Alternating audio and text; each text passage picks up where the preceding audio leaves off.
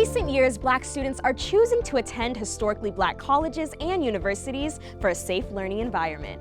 Despite the increase in attendance, HBCUs are still suffering from disparities, resources, funding, and opportunities.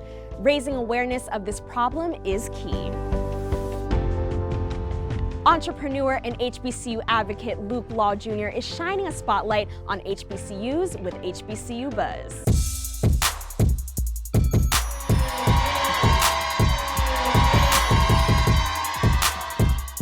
My name is Luke Law Jr. I'm the CEO and founder of HBCU Buzz. I am a representative of my ancestors' dreams, and I attended Bowie State University.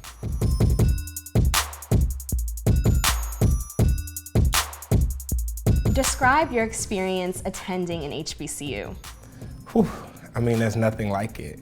I mean, I couldn't even start to begin from like freshman year all the way up to graduating and walking on stage. I mean, some of the most memorable moments is pledging the greatest fraternity on the planet, Omega Psi Phi Fraternity Incorporated, meeting my line brothers and, you know, marching through some of the yards on campuses and networking with all the different HBCU students from Howard all the way down to FAMU and, you know, Morehouse in Atlanta.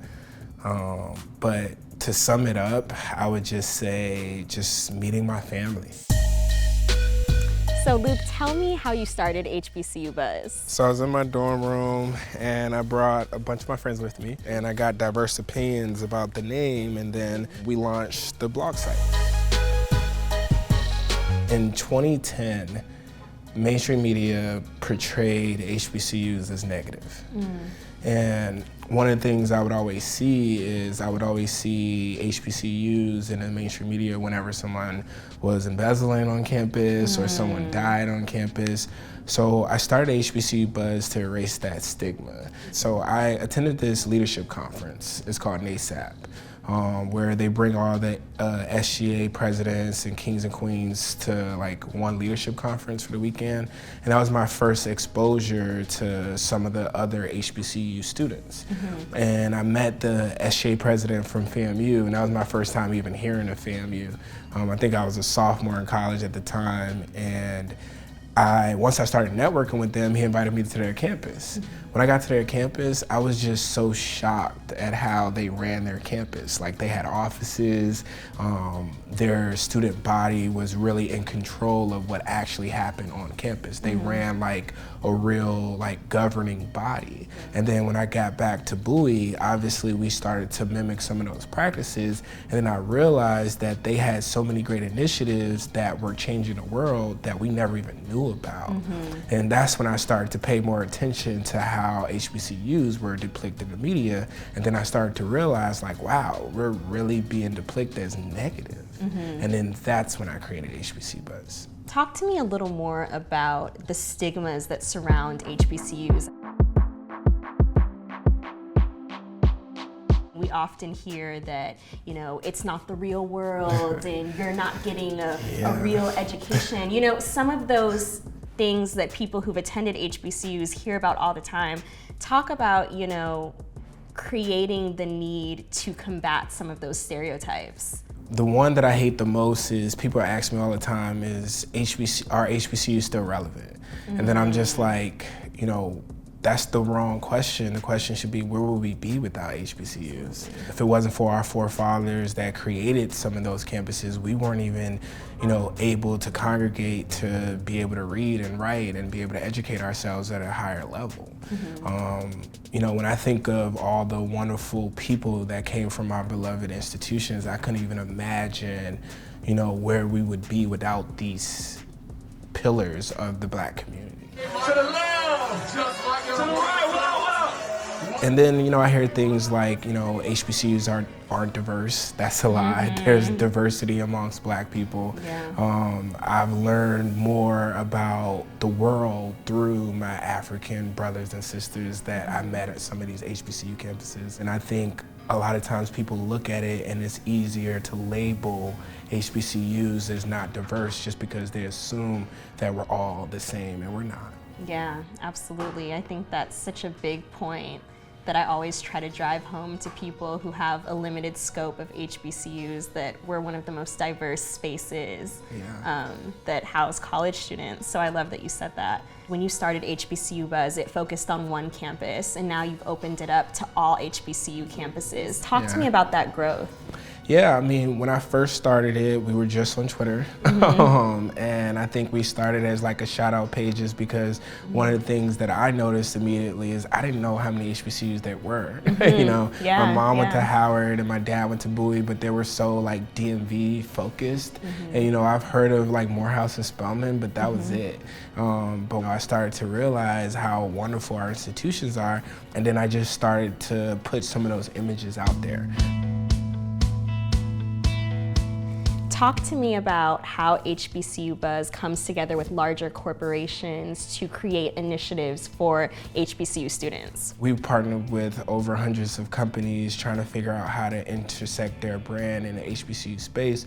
But for me, it's always been about pipeline, trying to figure out ways we can bring more opportunities for students to work in some of these Fortune 500 companies, and just finding different ways for students to even just collaborate and understand like, hey, there's ways to partner with brands, or there's opportunities that might not necessarily look like jobs, but might be like internships or programs or different collaborations, or ways that students can become a vendor for some of these brands or companies.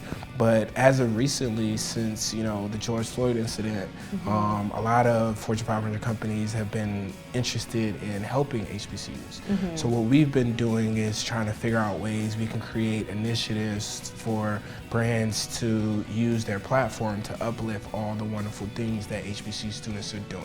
Now we're like, okay, instead of just donating to HBCUs, how about you use your platform to highlight the young girl that started a clothing line that might not necessarily get her brand into a store like Nike or Puma or Adidas, and highlight her, showcase her work and her beauty, and that essentially will create a long-term pipeline for students and prospective HBCU students to come.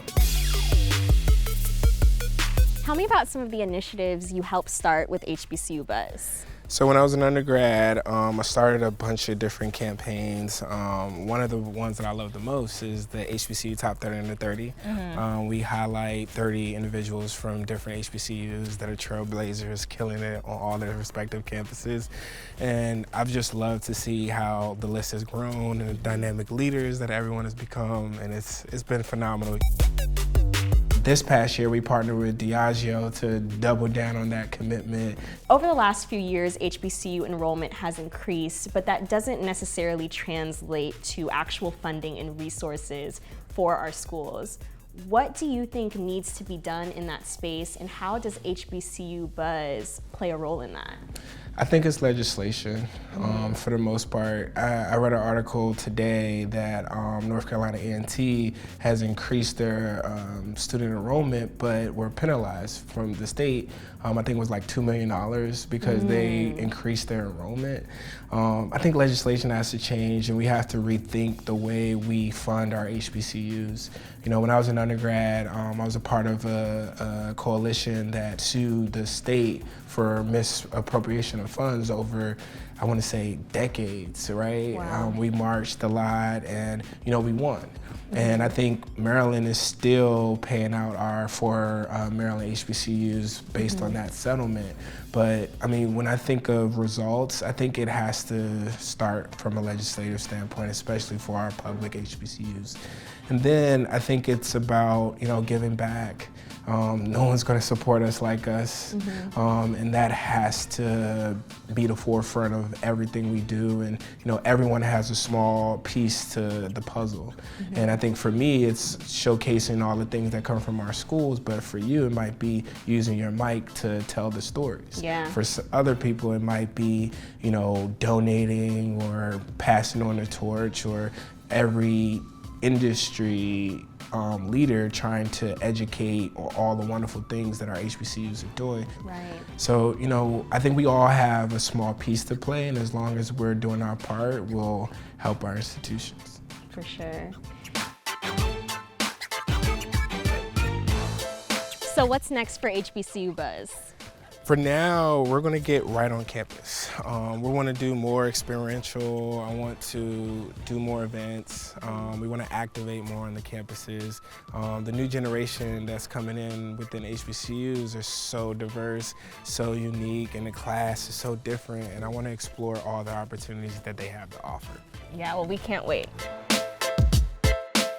Luke Law Jr., thank you for inspiring, encouraging, and supporting future and current HBCU students with your countless initiatives. State Farm continues to do their part partnering with 100 Black Men of America by providing funding for mentorship and professional development support. Much love to all the HBCUs.